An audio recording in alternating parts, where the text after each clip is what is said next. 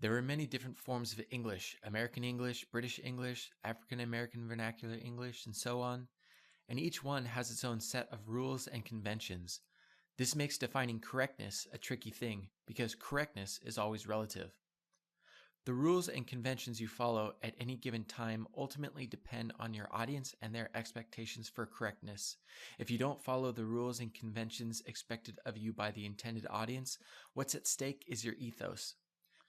Failure to adhere to the system of rules and conventions of the vernacular you're writing or speaking in can undermine your credibility. In college, you're generally expected to write and communicate in a loosely defined American academic English. American academic English adheres to the grammar rules, sentence structures, usage, and spellings of standard American English.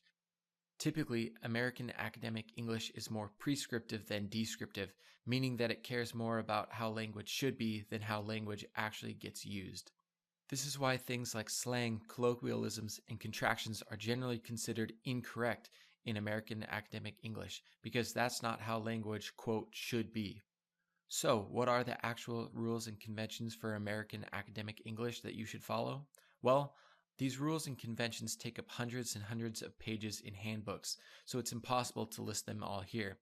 The good news is that you're being increasingly exposed to American academic English through your classes and have been exposed to standard American English your whole life. You probably know more academic American English than you think. You might even be fluent in it. But if there are specific questions you have, there are numerous handbooks out there. These are the ones we recommend.